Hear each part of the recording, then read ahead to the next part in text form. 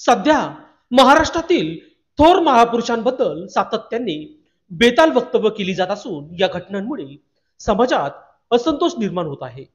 त्यामुळे महाराष्ट्र सरकारने तात्काळ कठोर कायदा करावा, तसेच या कायद्यात सदर आरोपीस 10 वर्षाची शिक्षा व देशद्रोहाच्या अंतर्गत गुन्हा दाखल करण्याची तरतूद करावी, अशी मागणी आज नाशिक पोलीस आयुक्ताच्या माध्यमातून राज्याच्या मुख्यमंत्री यांच्याकडे छावा संघटनेच्या वतीने करण्यात आली आहे।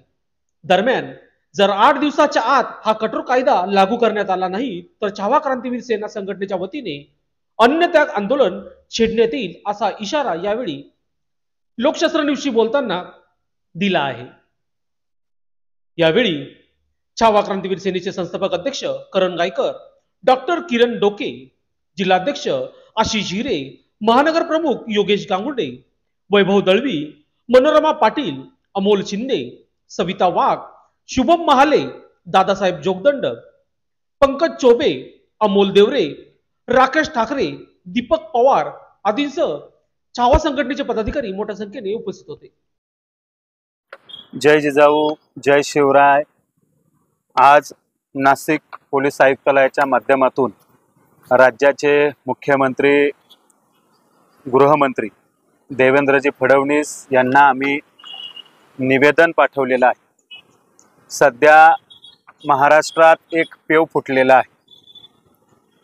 कुणी उठतो, थोर महापुरुषांच्या विरोधात बेताल वक्तव्य करतो आणि बेताल वक्तव्य करून प्रसिद्धी मिळवण्याचा प्रयत्न करत असतो। या माध्यमातून गेल्या अनेक दिवसापासून सोलापूरकर असेल, कोरटकर असेल, या दोघांनी तर सीमा गाठलेली आहे। महाराष्ट्राचा आराध्य दैवत छत्रपती शिवाजी महाराज, धर्मवीर छत्रपती संभाजी महाराज, महामानव डॉक्टर बाबासाहेब आंबेडकर, महात्मा ज्योतिबा फुले, सावित्रीबाई फुले यांसह सगळेच थोर महापुरुष या महाराष्ट्राला वंदनीय, पूजनीय असताना काही लबाड लांडगे स्वतःचा स्वार्थ साधून दोन समाजामध्ये विस्तुष्ट निर्माण करण्याचा प्रयत्न करत आहे। आणि हे का करताय? हे केल्यानंतर त्यांना माहीत झालंय की राज्य शासन आपल्याला तात्काळ संरक्षण देतं, असं बोलल्यानंतर आपल्याला प्रसिद्धी मिळते। या प्रसिद्धी झोतासाठी राज्याची असलेली घडी विस्कटण्याचं काम हे लोक करत असताना त्यांच्यावर कारवाई होत नाही, उलट त्यांना राज्य सरकारकडून, गृह खात्याकडून संरक्षण दिलं जातं। अरे या देशामध्ये जर आपण राज्यामध्ये थोर महापुरुषांचा अपमान करणाऱ्यांना संरक्षण द्यायला लागलो तर याच्यावर जरब कधी बसणार? या घटना थांबणार कधी? त्यांना प्रसिद्धी मिळते, त्यांना संरक्षण मिळते, ज्याला धमकी दिली त्याला संरक्षण नाही, ज्यांनी धमकी दिली त्याला संरक्षण, म्हणजे कायद्याचा उलट वापर या राज्यामध्ये सुरू आहे। राज्याचे मुख्यमंत्री देवेंद्र फडणवीस यांचं नाव घेऊन त्या कोरटकरनं सरळ सरळ धमकी दिली असताना त्या कोरटकरच्या विरोधात गुन्हा दाखल होत नाही। काल कोल्हापूरच्या पोलिसांनी गुन्हा दाखल करून त्यांना ते शोधायला गेले, परंतु तोपर्यंत कोरटकर पसार झाले। त्यांना माहिती आहे त्यांच्या घराला पोलीस संरक्षण आहे। सर्वसामान्य शिवभक्त किंवा या महाराष्ट्रातले नागरिक काही आपलं करू शकत नाही। हा जो त्यांच्यात विश्वास निर्माण करण्याचं काम राज्य सरकार करतंय हे तात्काळ थांबवावं। राज्य सरकारला आमची विनंती आहे की तात्काळ थोर महापुरुषांच्या बद्दल बेताल वक्तव्य करणार, चुकीचे वक्तव्य करणाऱ्यांच्या विरोधात देशद्रोहाच्या अंतर्गत कायदा तयार करावा। त्या कायद्यामध्ये 10 वर्षाची शिक्षा असावी, याची अंमलबजावणी येत्या 8 दिवसाच्या आत राज्य सरकारने करावी।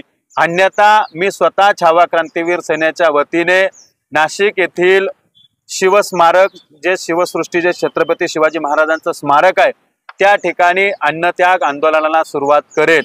आणि हे आंदोलन जोपर्यंत सरकार याच्यात कायदेशीर कायदा बनवत नाही तोपर्यंत असेल। कारण छत्रपती आणि थोर महापुरुषांसाठी शेवटी जर आम्हाला बलिदान द्यायचं, जीव द्यायची वेळ येत असेल तर तीही द्यायला आम्ही तयार आहोत।